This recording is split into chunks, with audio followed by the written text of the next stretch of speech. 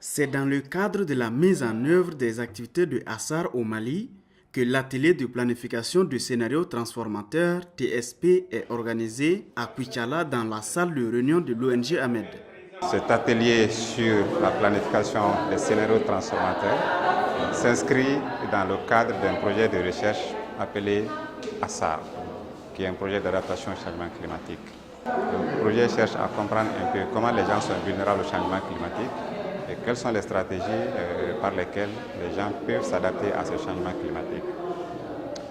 Alors, puisque la recherche, nous ne voulons pas tout simplement faire de la recherche pour la recherche, mais nous voulons faire de la recherche pour que le résultat de recherche puisse avoir des impacts sur la vie des acteurs.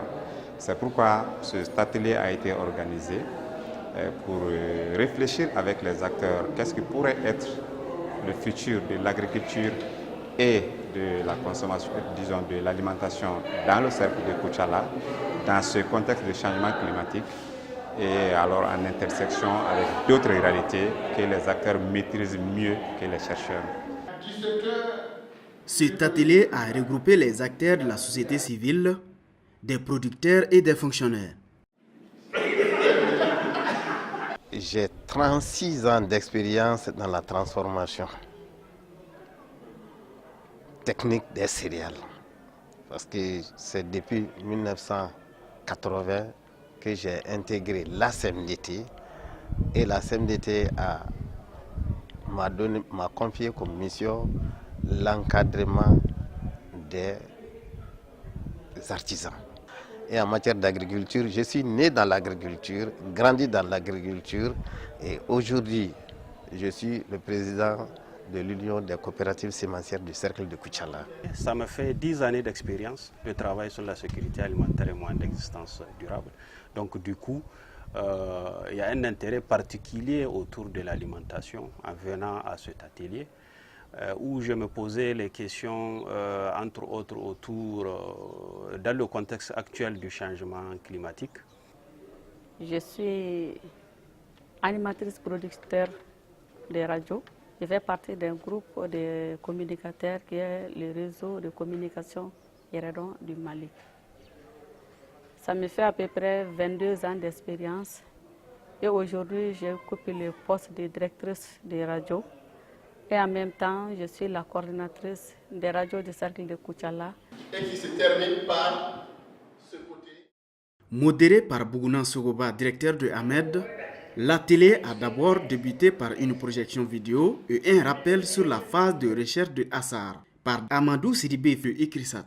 Le projet intervient sur le transect Ghana, Burkina et Mali, respectivement dans les localités de Wa, Bobo et Kouichala dans la région de Sigasso. Pour mieux comprendre le processus, il a été nécessaire d'expliquer clairement le sens des TSP. Selon les explications données, le TSP est une planification du scénario transformateur qui nous amène dans une situation d'analyse d'une situation donnée et à des hypothèses qui sont possibles. Il était également important d'expliquer l'objectif de l'atelier, qui est de construire des récits sur l'avenir de l'agriculture et de l'alimentation dans le cercle de Kouichala à l'horizon 2035, prenant en compte des changements en cours qui sont parfois incertains.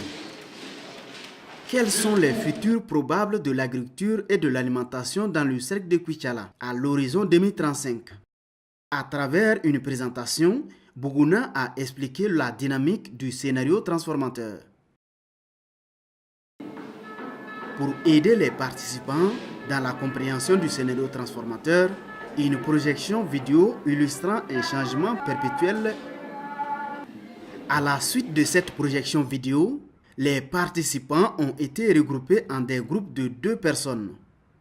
Et chaque groupe a noté ses idées de réponse sur 2 questions. Les questionnements et les préoccupations de chaque groupe par rapport à l'avenir de l'agriculture et de l'alimentation dans le cercle de Kouichala à l'horizon 2035.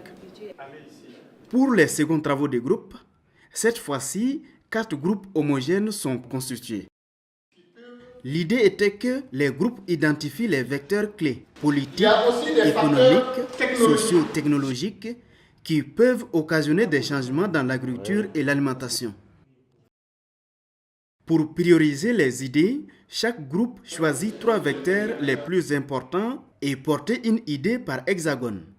Le résultat de ces réflexions ont permis d'identifier 7 vecteurs majeurs.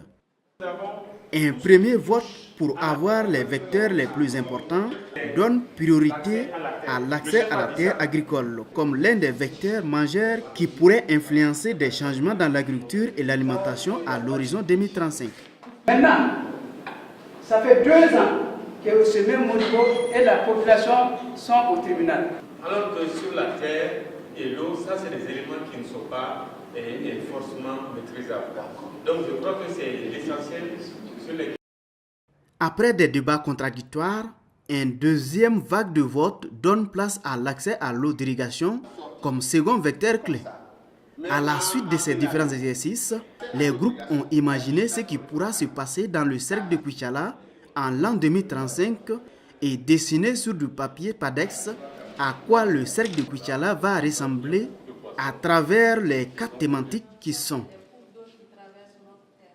bon accès à la terre cultivable et à l'eau d'irrigation, faible accès à la terre cultivable et bon accès à l'eau d'irrigation, faible accès à la terre cultivable et à l'eau d'irrigation, bon accès à la terre et faible accès à l'eau d'irrigation. Compte tenu réellement qu'il n'y a pas d'eau, assez d'eau au niveau de ces cours d'eau-là, il y a...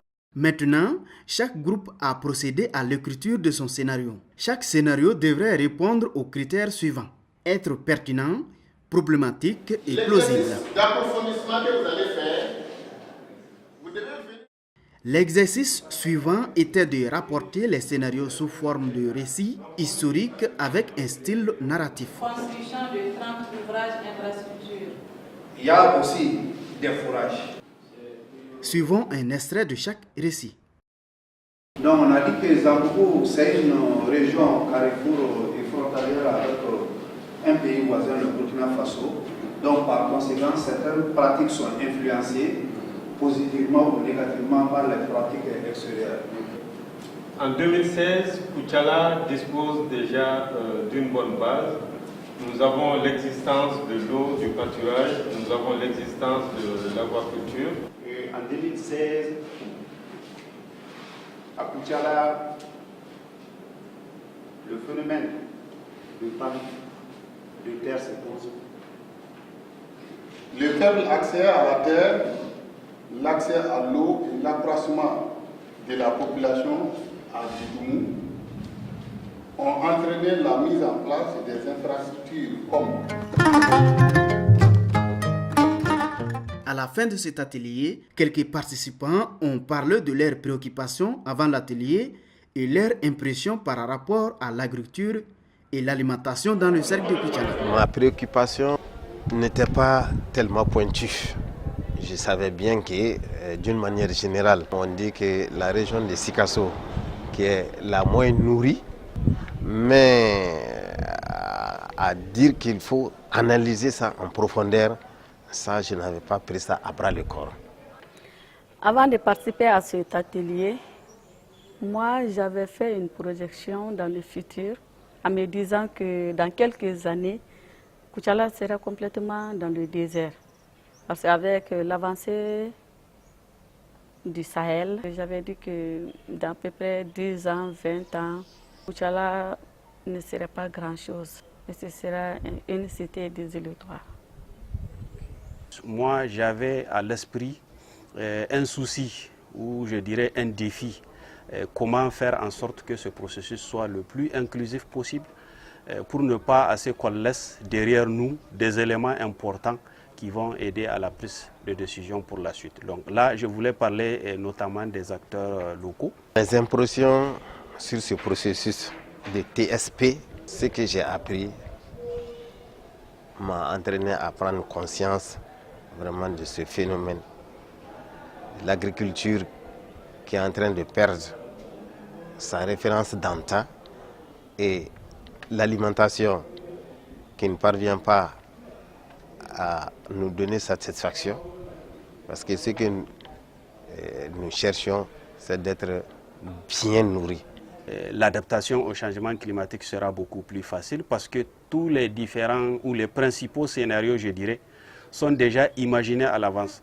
Et si le document qu'on va produire à l'issue de ce processus a été suffisamment vulgarisé après et que le processus a été suffisamment participatif, c'est qu'il n'y a aucun acteur qui va être surpris.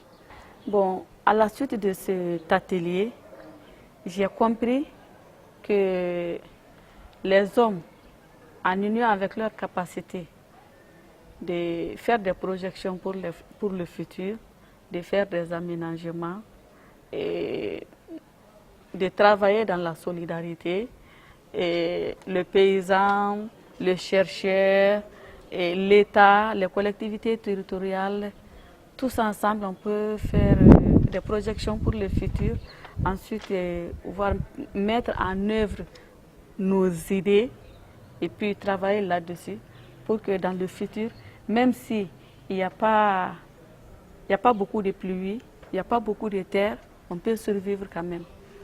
Ce que j'ai appris, c'est surtout comment analyser un phénomène qui, ce qui est sûr et certain, va poser des problèmes dans l'avenir.